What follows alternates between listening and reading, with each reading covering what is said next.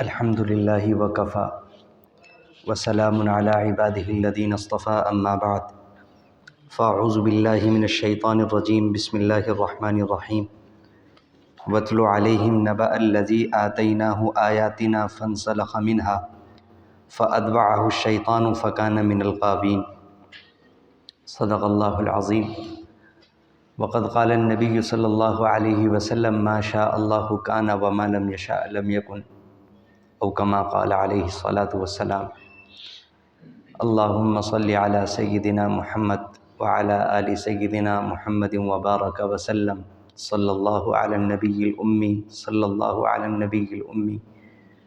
واجب الاحترام بزرگوں، قابل قدر دینی ایمانی بھائیوں اور بہت ہی عزت و احترام کی مستحق دور بیٹھی سن رہی عزیز ماں اور بہنوں، میں نے آپ حضرات کے سامنے قرآن کریم کے 90 پارے کی جو سورہ اعراف ہے اس کی آیت نمبر 175 تلاوت کی ہے۔ اس میں اللہ رب العزت فرماتے ہیں جناب محمد الرسول اللہ صلی اللہ علیہ وسلم کو مخاطب کر کے کہ آپ لوگوں کو ایک واقعہ سنائیے۔ وَاتْلُ عَلَيْهِمْ، آپ ان لوگوں کے سامنے اس شخص کا واقعہ سنائیے، اس شخص کے واقعے سے ان کو باخبر کیجیے، الذی آتیناہ آیاتنا، جس کو ہم نے اپنی آیتیں دی تھیں، اپنی نشانیاں دی تھیں۔ مفسرین فرماتے ہیں کہ یہ ایک بنی اسرائیل کے بزرگ کا واقعہ ہے۔ عام طور پر مفسرین نے اس کا نام بلعم باعورہ کے نام سے ذکر کیا ہے۔ بہرحال یہ بات تو ہمارے سامنے بار بار آتی رہتی ہے کہ قرآن کریم واقعات کی کتاب نہیں ہے، قرآن کریم تو ہدایت کی کتاب ہے۔ اور اگر قرآن کریم میں کوئی واقعہ آتا بھی ہے تو اس لیے آتا ہے تاکہ اس واقعے کی روشنی میں ہم اپنی سیرت اور اپنے کردار کو درست کرنے کی کوشش کریں، اور یہ دیکھیں کہ اس شخص کے ساتھ یہ واقعہ پیش آیا تھا اور اس نے ایسا کیا تھا تو اللہ نے اس کے بارے میں ایسا فرمایا، اور اگر میرے اندر یہ والی بات پائی جائے گی تو میں بھی اللہ کی نظر میں ایسا ہی ہوں۔ تو اس بات کو سامنے رکھ کر اس واقعے کو ہمیں سننا ہے اور تصور کی نگاہوں سے دیکھنا ہے اور اس سے عبرت حاصل کرنی ہے جو قرآن کریم کا مقصد ہے، اور ٹٹولنا ہے اپنی زندگیوں کو کہ کہیں ہمارے اندر تو یہ کمی نہیں پائی جا رہی۔ تو بعض حضرات فرماتے ہیں کہ یہ بڑے زبردست قسم کے بزرگ تھے اور اللہ نے انہیں بہت سی کرامتیں دی ہوئی تھیں، اور بعض حضرات فرماتے ہیں کہ انہیں اللہ کا جو اسم اعظم ہے، اسم اعظم جو اللہ کا سب سے بڑا نام ہے، جس کے بارے میں آتا ہے کہ جب اس کے ذریعے سے دعا کی جاتی ہے تو اللہ تعالیٰ قبول فرماتے ہیں، تو اس کو اس اسم اعظم کا نام علم حاصل تھا۔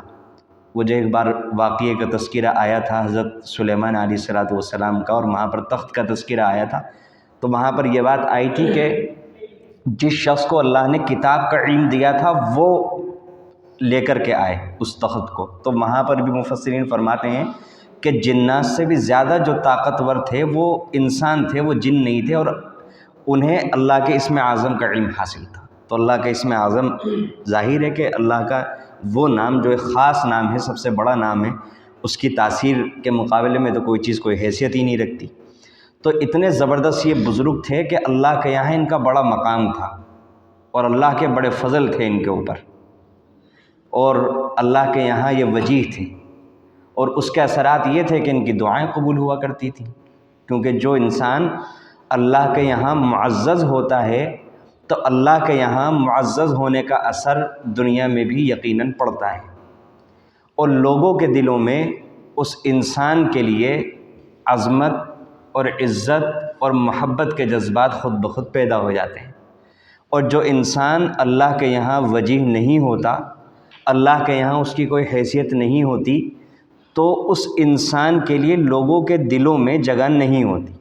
بات دلوں کی ہو رہی ہے، ظاہری طور پر تو بہت سی وجوہات کی بنا پر بہت سے لوگوں کی دنیا میں عزت کی جاتی ہے، بات دل سے عزت کرنے کی ہے، اور جو پیٹھ کے پیچھے ہوتی ہے عام طور سے وہ اصلی ہوتی ہے، اور سامنے تو ہر کسی انسان کی چاہے وہ عزت کے لائق ہو نہ ہو انسان عزت کرتا ہی ہے بہت سی وجوہات کی بنا پر۔ تو بہرحال جن کا واقعہ یہ بیان ہو رہا ہے یہ بنی اسرائیل کے بہت زبردست بزرگ تھے، بہت زبردست اللہ والے تھے۔ فانسلخ منہا، ایک واقعہ ایسا ہوا، مفسرین فرماتے ہیں کہ حضرت سلیمان علیہ الصلاۃ والسلام کی قوم کو جب اللہ تعالیٰ نے حکم دیا کہ آپ بیت المقدس حاصل کریں مصر سے نکلنے کے بعد، تو وہاں کی قوم نے یہ کہا کہ موسیٰ ہمارے مقابلے پر آ گئے ہیں، تم دعا کر دو اور وہ ہمارے ملک میں داخل نہ ہو سکیں کیونکہ تم مستجاب الدعوات ہو۔ تو انہوں نے کہا کہ میں وقت کے پیغمبر کے خلاف کیسے دعا کر سکتا ہوں؟ تو اس شخص نے بہت موٹے ہدیے اور بہت موٹی رشوتیں ان کے سامنے پیش کیں، اور یہ اس وقت ثابت قدم نہیں رہ سکے، ان کے دل میں دنیا کی محبت غالب آئی، اور ان جذبات سے مغلوب ہو کر انہوں نے موسیٰ علیہ الصلاۃ والسلام کے لیے دعا کے لیے ہاتھ اٹھا دیے۔ ادھر اللہ کا کرنا ایسا ہوا کہ موسیٰ علیہ السلام کے خلاف تو دعا قبول نہیں ہونی تھی، تو اللہ تعالیٰ نے اس شخص کی زبان ہی لٹکا دی اور اس کی زبان سینے پر آ گئی، اور الٹا جب دعا کر رہا تھا، بد دعا کر رہا تھا، تو بد دعا کے بجائے دعا کے الفاظ نکل رہے تھے، تو اس شخص کی دنیا بھی برباد ہوئی اور آخرت بھی برباد ہوئی۔ قرآن کہتا ہے کہ جو نسبت، جو تعلق اللہ کا حاصل تھا، اللہ کے ہاں جو مقام حاصل تھا، فانسلخ منہا، یہ شخص اس سے بالکل نکل گیا۔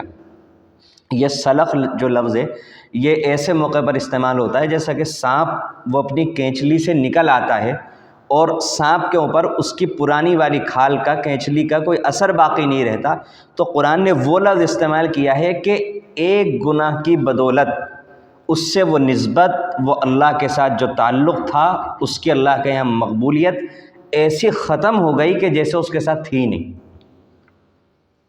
فانسلخ منہا فاتبعہ الشیطان فکان من الغاوین، اور جب اس کی یہ حالت ہو گئی تو شیطان اس کے پیچھے پڑ گیا، شیطان نے اور مزید بہکا کر اس کو بالکل ختم کر کے رکھ دیا، فکان من الغاوین۔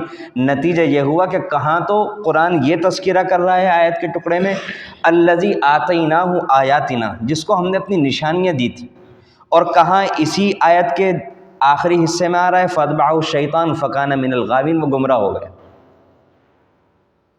تو اب اس آیت کے ٹکڑے کے اوپر ہمیں غور کرنے کی ضرورت ہے کہ آج ہم مسلمان اپنے بارے میں ہمیں خیال بھی نہیں آتا کہ ہمارا ایمان کبھی زائل ہو سکتا ہے یا ایمان کمزور ہو سکتا ہے یا چھن سکتا ہے، ہمیں کوئی فکر نہیں پیدا ہوتی۔ حالانکہ اگر ہم قرآن کریم پڑھیں تو قرآن کریم میں ہمیں ایک آیت ملے گی وَإِذْ قَالَ إِبْرَاهِيمُ رَبِّ اجْعَلْ هَٰذَا الْبَلَدَ آمِنًا وَاجْنُبْنِي وَبَنِيَّ أَن نَّعْبُدَ الْأَصْنَامَ۔ ابراہیم علیہ الصلاۃ والسلام کی ایک دعا قرآن نے نقل کی ہے، اس دعا میں حضرت ابراہیم علیہ الصلاۃ والسلام ایسے عجیب دعا کرتے ہوئے نظر آئیں گے کہ جس کا میں اور آپ تصور بھی نہیں کر سکتے۔ وہ دعا کیا ہے؟ وہ دعا یہ ہے کہ اے اللہ اس مکہ شہر کو امن والا بنا دیجئے، اور مجھے اور میری اولاد کو اس بات سے دور کر دیجئے کہ ہم بتوں کی عبادت کریں۔ کوئی تصور ہے؟ کوئی سمجھ میں آنے والی بات ہے؟ ابراہیم علیہ الصلاۃ والسلام اتنے بڑے پیغمبر، اللہ کے نبی علیہ الصلاۃ والسلام کے بعد سب سے زیادہ جو بڑا مرتبہ آتا ہے نبیوں میں ابراہیم علیہ السلام کا آتا ہے، اور ایک جزوی فضیلت انہیں یہ حاصل ہے کہ قیامت کے دن اللہ کے نبی صلی اللہ علیہ وسلم کی حدیث کے مطابق سب سے پہلے لباس حضرت ابراہیم علیہ السلام کو پہنایا جائے۔ اتنے اونچے مقام کے پیغمبر کہ اس امت کے کروڑوں امتی اللہ کے نبی صلی اللہ علیہ وسلم کے زمانے سے لے کر قیامت تک کتنی نمازیں پڑھتے ہوں گے، کوئی تصور ہے؟ اور ہر نماز میں اللہم صلی علی محمد وعلی آل محمد کما صلیت علی ابراہیم، ہر نماز میں تذکرہ، ہر نماز میں جب جب درود شریف پڑھیں گے ویسے بھی پڑھیں گے۔ ایسے بھی امت کے اندر لوگ ہر زمانے میں رہتے ہیں جو 70 ہزار مرتبہ روز درود شریف پڑھتے ہیں، کوئی 5000 مرتبہ پڑھتا ہے، کوئی 10,000 مرتبہ یومیہ۔ کتنے کروڑوں اربوں کی تعداد میں حضرت ابراہیم علیہ السلام کے لیے رحمت کی دعا اللہ نے جوڑی ہے اس امت کے ذریعے سے۔ کیا ان کا مقام ہوگا؟ کیا ان کی اللہ تعالیٰ کے یہاں وجاہت ہوگی؟ اس کے باوجود کیا دعا کر رہے ہیں؟ اے اللہ مجھے اور میری اولاد کو اس بات سے بچائیے گا کہ ہو سکتا ہے کوئی زمانہ ایسا آئے کہ جس میں شرک کی طاقتوں کا غلبہ اتنا ہو جائے کہ اس کے مقابلے میں موحدین مغلوب ہونے لگیں اور ڈر کے مارے شاید کلمہ چھوڑنے لگیں اور بت پرستی میں مبتلا ہو جائیں۔ تو اللہ اس وقت مجھے اور میری اولاد کو اگر میری زندگی میں ہو اور اگر میری اولادوں کی زندگی میں ہو تو ہمیں ثابت قدم رکھیے گا۔ آپ دیکھیے کہ نبی اللہ کو سب سے زیادہ پہچاننے والے ہوتے ہیں، ہم اللہ کو نہیں پہچانتے۔ نبی اللہ کی شان بے نیازی کو جاننے والے ہوتے ہیں کہ اللہ کتنے بے نیاز ہیں، اللہ کو فرق نہیں پڑتا۔ ساری دنیا بھی ایک ساتھ مل کر کفر اختیار کر لے، اللہ کی شان میں کوئی کمی نہیں آنے والی، وہ جانتے ہوتے ہیں۔ اس لیے اپنے اوپر ذرہ برابر بھروسہ نہیں ہوتا، صرف اللہ کے فضل پر۔ اللہ اپنے اوپر بھروسہ نہیں ہے کہ میں ابراہیم ہوں، میں پیغمبر ہوں اتنا عظیم الشان تو میں باقی رہوں گا، نہیں۔ اللہ اس وقت پتہ نہیں کیا حالت ہوگی، کیا کیفیت ہوگی۔ تو اللہ اگر میرے زمانے میں یا میری اولاد کے زمانے میں ایسے حالات آئیں تو اللہ ہمیں بچا لیجیے گا۔ آج یہ آیت ہمیں سبق دے رہی ہے۔ سورہ آل عمران کے پہلے صفحے میں ایک آیت آپ نے پڑھی ہوگی، ربنا لا تزغ قلوبنا بعد اذ ہدیتنا وہب لنا من لدنک رحمہ۔ اے ہمارے پروردگار، آپ ہمارے دلوں کو ہدایت دینے کے بعد ٹیڑھا مت کر دیجیے گا، اللہ لے نہ لیجیے گا ہدایت واپس، اور ہمیں اپنی رحمت سے، اپنی خاص فضل سے، یہ والی رحمت یعنی ہدایت ملنے کے بعد ہدایت پر جمے رہنا اور ہدایت پر ہی موت کا آ جانا، اللہ یہ والی نعمت ہمیں عطا فرما دیجیے۔ اب میں آپ کو ایک دو واقعے سناتا ہوں جس سے ہمیں اندازہ ہو جائے۔ ایک بزرگ گزرے ہیں، شیخ عبداللہ اندلسی رحمۃ اللہ علیہ، بہت بڑے بزرگ تھے، اور اس وقت کے بہت بڑے بڑے علماء انہوں نے ان کی شاگردی اختیار کی اور ان سے اللہ کی محبت کو، اللہ کے نام کو سیکھا۔ ایک جگہ سے جا رہے تھے اپنے لوگوں کے ساتھ کہ اچانک دیکھا گرجا گھر کے اوپر وہ صلیب کا جو نشان ہوتا ہے وہ نشان تھا۔ تو کہنے لگے عجیب لوگ ہیں کہ کس طریقے سے اس صلیب کی پرستش کرتے ہیں، کیسی بیوقوفی کا کام کرتے ہیں۔ اللہ کو یہ والی بات پسند نہیں آئی۔ اللہ کی بے نیازی کی جو بات بیان ہو رہی ہے اس سے ہم سب کو ڈرنے کی بات ہے، سمجھنے کی بات ہے۔ اللہ کو یہ بات پسند نہیں آئی۔ کچھ لمحے کے بعد ہی اللہ نے دل میں جو نعمت دے رکھی تھی وہ ساری کی ساری چھین لی، اور کچھ آگے بڑھے تو انہیں ایک لڑکی نظر آئی اور اس لڑکی پر فریفتہ ہو۔ وقت کا بڑا عالم، بڑے قرآن کے عالم اور وقت کے بڑے شیخ، بڑے اللہ والے، بڑی دعائیں قبول ہونے والے بندے، ایک وسوسہ دل کے اندر آیا اور آگے جا کر کے ایک لڑکی کے اوپر فریفتہ ہو۔ اب پتہ چلا وہ تو عیسائی ہے، گئے اس کے گھر پیچھے پیچھے، اس کے والد سے کہا میرا نکاح کر دو، تو انہوں نے کہا کہ کر دیں گے لیکن مذہب چھوڑنا پڑے گا۔ کہنے لگے ٹھیک ہے چھوڑ دوں۔ کہنے لگے خنزیر چرانے پڑیں گے، کہ ٹھیک ہے وہ بھی چرا لوں۔ اپنے جتنے بھی شاگرد تھے ان سے کہا کہ تم جاؤ، تمہیں دینے کے لیے میرے پاس تو کچھ بھی نہیں بچا، میں تو اسلام ہی چھوڑ چکا، میں تو اب خنزیر چراؤں گا، مجھے تو اپنی شرط پوری کرنی ہے، نکاح کرنا ہے اس لڑکی سے، تو اب تم جاؤ۔ سب روتے ہوئے چلے گئے۔ ان کے جو بڑے والے جو شاگرد تھے، وہ عالم تھے، وہ ایک مرتبہ سوچنے لگے جا کے دیکھوں تو شیخ کا کیا حال ہے۔ دیکھا تو سر پہ صافہ، وہی عصا جس کو لے کر کے اس ملک کی بڑی جامع مسجد کے اندر خطبہ دیا کرتے تھے، بیانات کیا کرتے تھے، وہی عصا لے کر خنزیروں کو چرا رہے ہیں وہ اسی امام کے ساتھ۔ رونے لگے، اللہ سے دعا کرنے لگے اللہ فضل فرما دیجئے۔ گئے اپنے شیخ کے پاس اور کہنے لگے کہ آپ کو کچھ یاد ہے اب قرآن کریم؟ تو کہنے لگے ہاں ایک آیت یاد ہے۔ کون سی؟ وَمَن يُهِنِ اللَّهُ فَمَا لَهُ مِن مُّكْرِمٍ، کہ جس کو اللہ ذلیل کر دے اسے کوئی عزت دینے والا نہیں ہو سکتا۔ رونے لگے، دونوں رونے لگے۔ پھر فرمانے لگے آپ کو ہزاروں حدیثیں یاد تھیں، حدیث یاد ہے؟ تو فرمانے لگے ایک حدیث یاد ہے۔ کون سی؟ کہ من بدل دینہ فاقتلوہ، جو اپنا دین بدل دے اس کو ختم کر دو۔ تو پھر اور رونے لگے، اور پھر روتے روتے وہ کہنے لگے شیخ عبداللہ اندلسی رحمۃ اللہ علیہ اللہ تعالیٰ سے کہ اللہ مجھے ایسی تو امید نہیں تھی کہ آپ میرے ساتھ یہ معاملہ فرمائیں گے، بس اللہ نے فضل فرمایا اور رحمت فرمائی، اور اللہ نے یہاں پر آ کر ان کی توبہ قبول کی اور پھر ان کے حالات بدل گئے۔ پھر ان کے شاگرد نے پوچھا کہ کیا ہوا تھا، آپ تو ٹھیک چلے تھے؟ تو کہنے لگے کہ جس وقت میری صلیب پر نگاہ پڑی تو میں نے یہ کہہ دیا، اپنے دل کے اندر یہ بات آئی میرے کہ کیسے بیوقوف لوگ ہیں صلیب کی پوجا کرتے ہیں۔ اس بات کو میں نے یوں نہیں سوچا کہ اللہ کے فضل ہے ہمارے اوپر کہ ہم اللہ کی عبادت کر رہے ہیں، ہمارا کوئی کمال نہیں ہے اس کے اندر، اللہ کو یہ والی بات پسند نہیں آئی اور اس پر اللہ کی طرف سے پکڑا۔ اسی طرح ایک واقعہ ہم نے پڑھا کتابوں کے اندر کہ ایک ملک میں بڑی جامع مسجد میں وہاں کے جو مؤذن صاحب تھے وہ نماز اذان پڑھنے کے لیے چڑھے۔ اس وقت لاؤڈ اسپیکر سے پہلے اونچی جگہ ہوا کرتی تھی، اونچی جگہ پر چڑھ کر کے اذان دی جاتی تھی جیسے اللہ کے نبی صلی اللہ علیہ وسلم کے زمانے میں ہوتا تھا۔ تو وہاں پر برابر کے پڑوس میں ایک نئی فیملی آئی تھی، وہاں پر ان کی نگاہ پڑی تو ایک لڑکی نظر آئی اور وہ اس پر فریفتہ ہو گئے۔ اذان پوری کر کے اترے تو اس کے گھر میں گئے اور اس سے بات کی، تو اس قوم کا جس کا میں تذکرہ کر رہا ہوں، عیسائیوں کا، ان کے اندر یہ ہوتا ہے، آج بھی ہے، کہ نکاح کر دیتے ہیں مسلمانوں سے، شرط یہی لگاتے ہیں کہ اپنا دین چھوڑ دو۔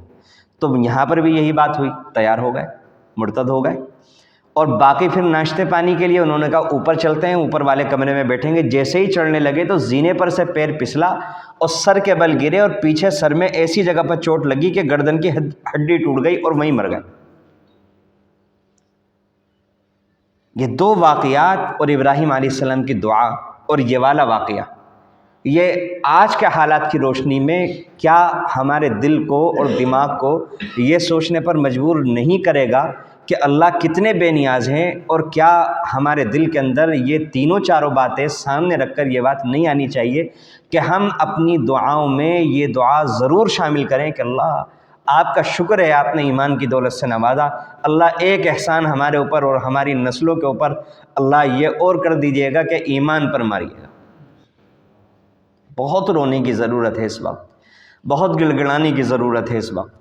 اگر بدعمالیوں کے ساتھ اور گناہوں کے ساتھ چلے بھی گئے اور ایمان ساتھ ہوا تو پھر دونوں باتیں ہیں، اللہ تعالیٰ چاہیں تو بغیر سزا کے بھی معاف فرما سکتے ہیں، اور اگر انہوں نے سزا بھی دی تو تب بھی ایک نہ ایک دن نجات ہو ہی جائے گی۔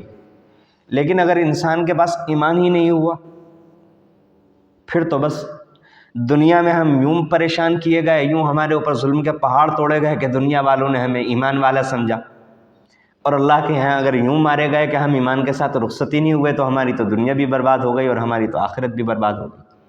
اس لیے یہ والی آیت ہمیں بتاتی ہے کہ بہت ڈرنے کا مقام ہے، بہت ڈرنے کا مقام ہے۔ اللہ کے یہاں ناز نخرے دکھانے والی بات نہیں ہونی چاہیے، فخر نہیں ہونا چاہیے کہ ہم تو نسلی مسلمان ہیں۔ اللہ تعالیٰ جب چاہتے ہیں جس سے چاہتے ہیں جو نعمت چھین لیتے ہیں، اس لیے ایمان پر باقاعدہ شکر روز لازمی سمجھے اپنے اوپر بیٹھ کر، اللہ آپ نے توحید کا عقیدہ دیا، آپ کا شکر، اللہ آپ نے نبی کی رسالت پر ایمان لانے کی توفیق دی، آپ کا شکر، اللہ آپ نے مسلمان گھر کے اندر پیدا کیا، اللہ آپ کا شکر اور احسان۔ بہت شکر کریں، اور ایمان پر خاتمے کے لیے اپنے لیے اور اپنی نسلوں کے لیے، اپنی اولاد کے لیے دعا لازمی مانگیں، اور اپنی اولاد کو بھی یہ دعا اور اپنے گھر کے لوگوں کو بھی یہ تعلیم دینے کی کوشش کریں۔ یہ اس آیت سے ہمیں سبق ملتا ہے، اور ہر وقت انسان اللہ تعالیٰ سے ڈرتا رہے، ہر وقت اللہ سے ڈرتا رہے، اپنے انجام کی فکر کرنے کی ضرورت ہے۔ یہ شخص کتنا وجیح تھا اللہ کے یہاں، ہم ایسے وجیح نہیں ہیں جیسا یہ شخص وجیح تھا، جیسا ان کا تذکرہ ہے احادیث کی کتابوں میں اور تفسیر کی کتابوں میں، لیکن انجام کیا ہوا؟ ایسے ہی ہمارا معاملہ ہے، انجام کیا ہوگا کچھ نہیں معلوم۔ اس لیے اللہ سے ڈرتے رہیں اپنے انجام کے بارے میں۔ آگے اللہ تعالیٰ فرماتے ہیں وَلَوْ شِئْنَا لَرَفَعْنَاهُ بِهَا وَلَكِنَّهُ أَخْلَدَ إِلَى الْأَرْضِ وَاتَّبَعَ هَوَاهُ، اگر ہم چاہتے تو اس کو ان آیتوں کی بدولت اور بلند کر دیتے، اور اونچا مقام دیتے، لیکن اس نے ایسا نہیں ہونے دیا۔ وَلَكِنَّهُ أَخْلَدَ إِلَى الْأَرْضِ، اس نے پستی کی طرف ارادہ کر لیا اور وہ پستی کی طرف مائل ہو گیا، یعنی خواہش، اپنی دنیا کی محبت کو اس نے غالب کیا اور دین کے مقابلے میں دنیا کو ترجیح دے دی، واتبع ہوا، اور اپنی خواہش کی پیروی کر لی۔ اب اللہ تعالیٰ دیکھیے، اللہ اکبر، اللہ ہم سب کی حفاظت فرمائے۔ فَمَثَلُهُ كَمَثَلِ الْكَلْبِ، اللہ فرماتے ہیں اس کی مثال کتے کی مثال ہے ہمارے ہاں۔ إِن تَحْمِلْ عَلَيْهِ يَلْهَثْ، اگر کتے کو بھگاؤ گے وہ تب بھی زبان نکال کے ہانپتا رہتا ہے، اور اگر اس کو بیٹھا رہنے دو گے تو تب بھی زبان نکال کے ہانپتا رہتا ہے۔ کتے کی دو باتیں ہوتی ہیں، ایک تو اس میں خواہش بے انتہا ہوتی ہے اور حرص بے انتہا ہوتی ہے، اس لیے ہر چیز کو سونگھتا رہتا ہے، اور خواہش بھی بے انتہا اس کے اندر بڑی ہوئی ہوتی ہے۔ ان دو باتوں کی وجہ سے اس کے جسم میں ایسی پریشانی پائی جاتی ہے کہ عام طور سے سبھی جاندار ناک سے آسانی سے سانس لے لیتے ہیں، لیکن یہ نہیں لے پاتا، اس وجہ سے زبان نکال کر ہانپتا رہتا ہے۔ آپ مار کے بھگاؤ گے تب بھی ہانپے گا، آپ بیٹھا رہنے دو گے تب بھی ہانپے گا، کھلا دو گے تب بھی ہانپے گا، بھوکا ہوگا تب بھی ہانپے گا۔ اللہ تعالیٰ فرماتے ہیں کہ جن کے دلوں کے اندر دنیا کی خواہش یا کوئی بھی خواہشیں مختلف ہوتی ہیں، نفسانی خواہش بھی ہوتی ہے، صنف مخالف کی طرف میلان کی، زنا والی جو خواہش ہوتی ہے، بدنگاہی، وہ بھی ایک خواہش ہوتی ہے۔ خواہش یہ بھی ہوتی ہے کہ انسان یہ چاہتا ہے کہ میری عزت ہو، سب لوگ میرے سامنے جھکے رہیں، سب لوگ میری بات مانیں، مجھے عہدہ ملے، معاشرے کے اندر میرا بڑا اونچا مقام ہو، میرے مقابل میرے برابر میں کوئی بیٹھے نہیں، جہاں بھی میں جاؤں بس میں ہی میں چھایا رہوں، جہاں بھی جو میں بول دوں میری بات کے آگے سارے کے سارے خاموش ہو جائیں۔ یہ بڑا بننے کی خواہش، مختلف قسم کی خواہشیں ہوتی ہیں، ساری خواہشات کی بات ہو رہی ہے کہ اتباع ہوا، خواہشات کی ایسی پیروی کرنا کہ جو شریعت کے مخالف ہو۔ تو اللہ تعالیٰ فرماتے ہیں کہ جس کو بھی یہ عادت پڑ جاتی ہے وہ کتے کی طرح ہو جاتا ہے کہ خواہش پوری ہوتی ہے تب بھی ہانپتا ہے، یہ چاہتا ہے اور دوسری ہو جائے۔ پھر حرص نہیں ختم ہوگی اگر ایک بار خواہش کی لت لگ گئی، اور اگر نہ ہو وہ والی خواہش نہ ملے تو کسی اور خواہش کے لیے ہانپتا رہے گا۔ اصل اس بات کو سمجھنے کی ضرورت ہے کہ یہ والی دوسرا مضمون جو مجھے اس آیت کا جو خاص طور پر بیان کرنا تھا، ایک تو یہ کہ ہدایت کے بارے میں اللہ کا شکر ادا کریں اور اپنے انجام کے بارے میں فکر مند رہیں، دوسری بات یہ بیان کرنی تھی خواہش کے مضمون کو ہم سمجھیں۔ اگر اللہ تعالیٰ نے یہ بات ذہن میں رکھیں کہ اللہ تعالیٰ نے دنیا میں یہ نظام نہیں بنایا کہ آپ اور ہم جو خواہش کریں وہ پوری ہو جائے، جو ہم خواہش کریں وہ پوری ہو جائے، ایسا نہیں ہوگا۔ ہم سمجھتے ہی نہیں، قرآن اتنی زبردست کتاب ہے، اتنی زبردست کتاب ہے کہ اس کے جس مضمون کو انسان ذہن میں بٹھا لے سکون میں آ جائے۔ اگر یہ جو میں خواہش والا مضمون بیان کروں گا اگلے 10-12 منٹوں میں آپ کے سامنے، آپ اس کو اپنے ذہن میں بٹھا لیجئے، سمجھ لیجئے آپ کی آدھی سے زیادہ پریشانیاں ابھی ختم ہو جائیں گی، کیونکہ آدھی سے زیادہ پریشانیاں بار بار کہا کرتا ہوں دماغی ہوتی ہیں، اور پریشانی کا تعلق دل اور دماغ سے ہوتا ہے، باہر کے حالات سے نہیں ہوتا۔ تو خواہش کے بارے میں ایک بات یہ ذہن میں رکھنے کی ضرورت ہے کہ خواہش کرنے سے خواہش کبھی پوری نہیں ہوتی۔ مثال کے طور پر ایک انسان کا قد چھوٹا ہے، وہ ایک خواہش رکھتا ہے میں لمبا ہو جاؤں، نہیں ہوتا۔ ایک انسان غریب ہے، وہ ایک خواہش رکھتا ہے مالدار ہو جاؤں، صرف خواہش کرنے سے تو نہیں ہوگا۔ ایک انسان کو پڑھنا نہیں آتا، وہ صرف خواہش رکھے میں پڑھ لوں، تو خواہش کرنے سے تو نہیں ہوگا۔ خواہش پیدا ہونے کے بعد انسان کو دنیاوی اسباب اختیار کرنے پڑتے ہیں، تب جا کر کے وہ خواہش پوری ہوتی ہے۔ صرف خواہش کرنے سے دنیا کے اندر کچھ بھی نہیں ہوتا۔ ہمارے سامنے کھانا رکھا ہوا ہو، ہم خواہش کریں کہ بغیر ہاتھ سے نوالا توڑے، بغیر بنائے ہمارے منہ میں چلا جائے، تو ہم قیامت تک بھی بیٹھے رہیں گے، تو میرے خیال سے نہیں ہونے والا۔ خواہش کرنے سے کچھ بھی نہیں ہوا کرتا۔ یہ والی بات ایک ہمیں ذہن کے اندر رکھنے کی ضرورت ہے کہ دنیا میں اللہ نے یہ نظام نہیں بنایا کہ دنیا میں اگر خواہش کریں تو صرف خواہش کرنے سے پوری خواہش پوری ہو جائے، یہ نہیں ہوگا۔ اور یہ بہت حکمت کے مطابق ہے۔ آپ تصور کیجئے کہ اگر اللہ تعالیٰ یہ بناتے جو خواہش پوری کرے گا دنیا میں اس کی خواہش پوری ہو جائے گی۔ میں آپ کے سامنے مثال رکھتا ہوں، ایک انسان ہے، وہ مردوں کو غسل دیتا ہے۔ اب وہ انسان کیا خواہش کرے گا؟ وہ انسان یہ خواہش کرے گا میرا کاروبار چلے، اور اس کا کاروبار کیسے چلے گا؟ کہ جب زیادہ لوگ مریں گے۔ تو اگر اس کی خواہش اللہ کا یہ نظام ہو کہ جیسے ہی جو انسان خواہش کرے گا وہ پوری ہو جائے گی، تو پھر اس کی خواہش کتنے لوگوں کی جان لے گی؟ وہ جتنے لوگوں کو دن کے اندر نہلا پائے گا اتنے لوگ اس کی خواہش سمجھنے لگیں گے۔ اور اس بات کو ہم چھوڑ دیں، ہم لوگوں کا علم اور ہم لوگوں کی برداشت اتنی کم ہے کہ میں سمجھتا ہوں کہ اس مضمون پر غور کرنے والا مضمون ہے کہ اگر خواہش پوری کرنے سے ہماری خواہش کے مطابق اللہ تعالیٰ فیصلہ کر دیتے تو مجھے لگتا ہے کہ دنیا میں کوئی انسان نہیں جی پاتا۔ اولاد کو ماں باپ کتنے موقعوں پر جذبات سے مغلوب ہو کر غصے میں خود کوس دیتے ہیں، ماں بھی اور باپ بھی، کہ کاش تو نہ پیدا ہوا ہوتا، کاش تو ہوتا ہی نہیں، تیرے ہاتھ ٹوٹ جائیں، تیرے پیر ٹوٹ جائیں، تیرے ساتھ فلاں ہو جائے۔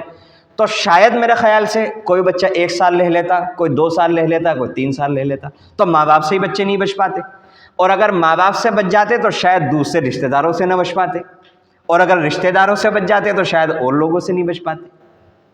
ہماری کیا زندگی کا یہی بات نہیں ہے ہماری زندگی میں کہ ایک رشتہ دار کا مکان اگر عالی شان ہونے لگتا ہے تو دوسرے رشتہ داروں کو اعتراض ہونے لگتا ہے، اللہ پر بھی اعتراض ہونے لگتا ہے کہ وہ تو اتنا بیکار آدمی ہے، پتہ نہیں اسے کیسے مل رہا ہے، پتہ نہیں 2 نمبر کا کوئی کام کر رہا ہے، چوری کر رہا ہے یا کیا کر رہا ہے۔ تو ہمیں تو برداشت ہی نہیں ہوتی دوسرے کی ترقی۔ اگر کسی گھر میں خوشحالی آنے لگے تو اگر ہماری دعائیں قبول ہوتی تو ہم تو کسی کا مکان اونچا دیکھ ہی نہیں سکتے تھے، کسی کا مکان بڑا دیکھ ہی نہیں سکتے تھے، کسی اولاد کی کامیابی دیکھ ہی نہیں سکتے تھے۔ انسان فوراً دعا کرتا کہ میرے پاس تو یہ چیز ہے ہی نہیں، یا اللہ اس کی فوراً ختم کیجیے، وہ ختم ہو گئی۔ اب اس کو ملنے لگتی تو دوسرا دعا کر دیتا، دوسرے کو ملنے لگتی تو تیسرا دعا کر دیتا۔ تو دنیا کا نظام چلتا کیسے؟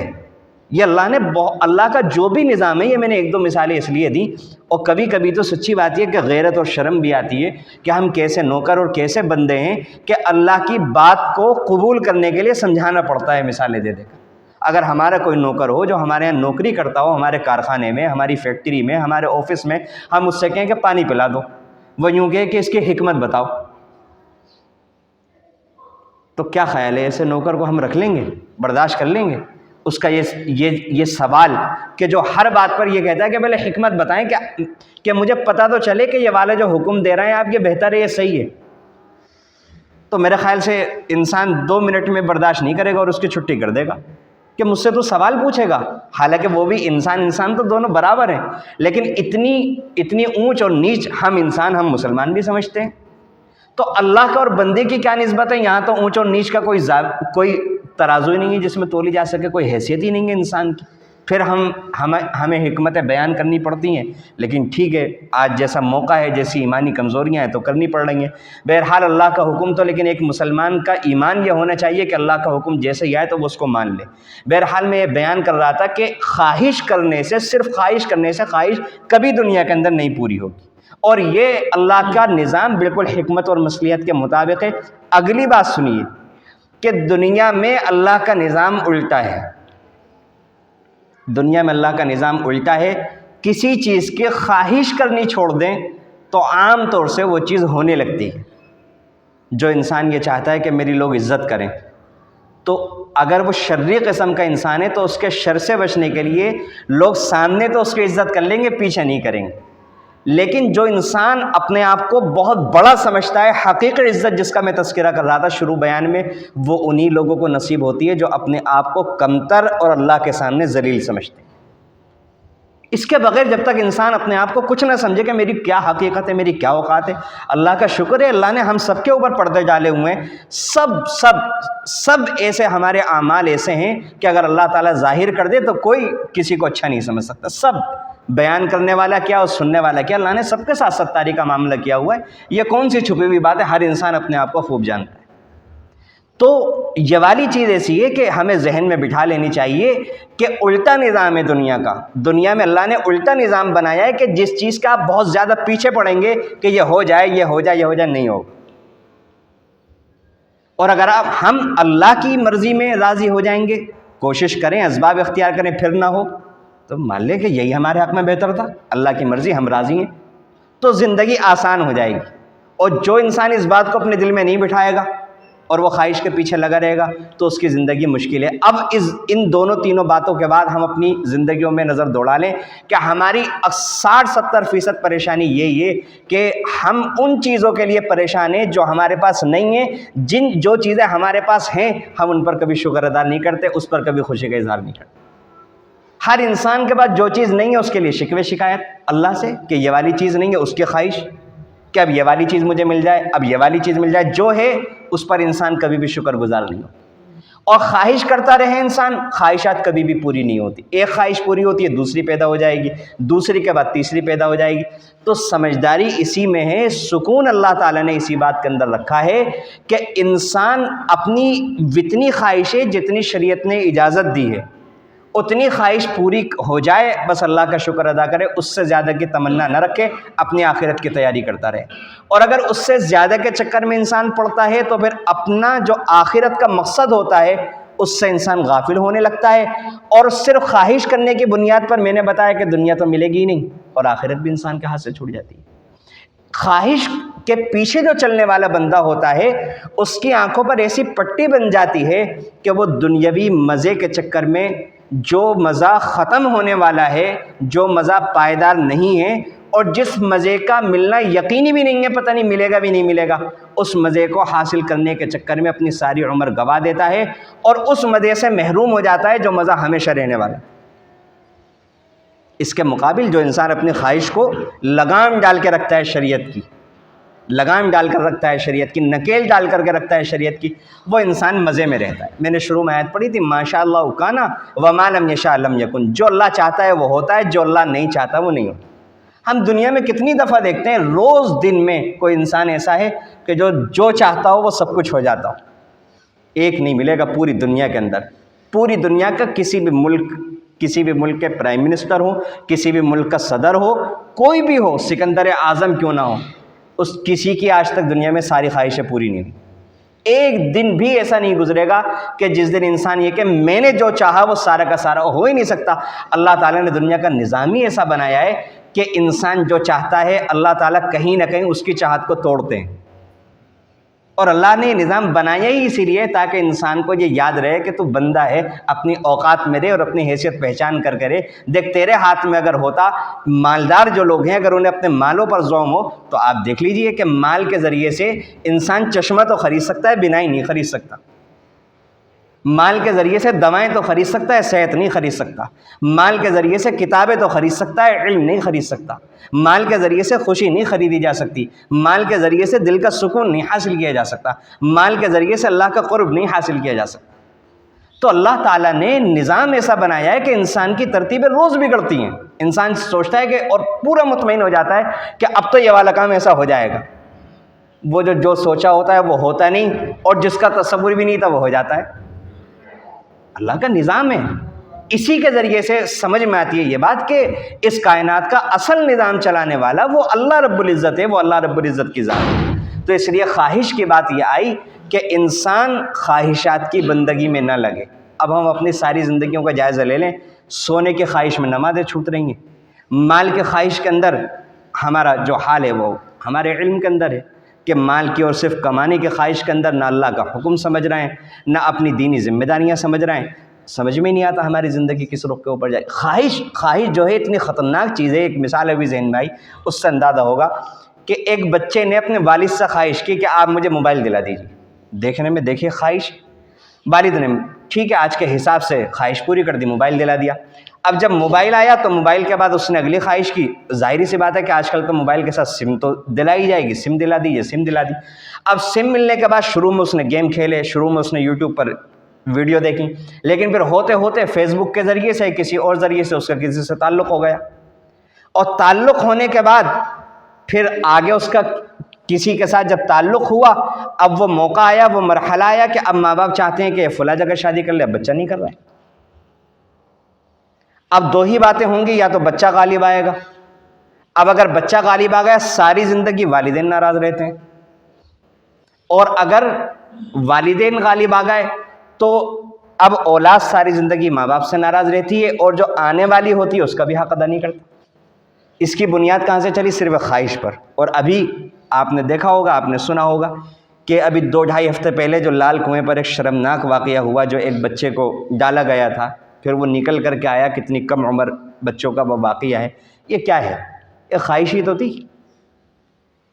تو خواہشات کے درمیان جو شریعت نے فرق کیا ہے کہ یہ والی خواہش پوری کرنے کی ہے اور یہ والی خواہش پوری نہیں کرنے کی ہے، یہ والی خواہش پوری نہیں کرنے کے لائق ہے، تو ہم اگر اپنی زندگیوں میں ان خواہشات میں فرق کر لیں گے تو ہماری زندگی پرسکون ہو جائے گی، اور اگر ہم ان خواہشات میں فرق نہیں کریں گے تو ہماری نہ تو یہ والی زندگی پرسکون ہوگی، نہ آخرت کی زندگی پرسکون ہو سکتی ہے۔ ایک چھوٹا سا بچہ ہوتا ہے، وہ اپنے ماں باپ سے چھری مانگتا ہے۔ اب کیا ماں باپ اس چھوٹے سے بچے کی یہ والی خواہش پوری کر دیتے ہیں؟ کوئی بھی ماں باپ نہیں کرتا۔ کیوں؟ کیونکہ ماں باپ کو معلوم ہے کہ اگر بچے کے ہاتھ میں چھری دے دی، اپنے بھی مار سکتا ہے اور کسی اور کے بھی مار سکتا ہے، ہمارے بھی مار دے گا۔ اسے کیا معلوم کہ چھری سے کیا ہوگا، کٹنا کیا ہوتا ہے اور مرنا کیا ہوتا ہے، 2-2.5 سال کے بچے کو کیا معلوم۔ تو بالکل اسی طرح ہم چھوٹے سے بچے ہیں، ہمارا علم بہت ناقص ہے، ہماری معلومات ناقص ہے، ہماری حس ناقص ہے، ہماری برداشت ناقص ہے، ہماری ساری کی ساری چیزیں ناقص ہیں۔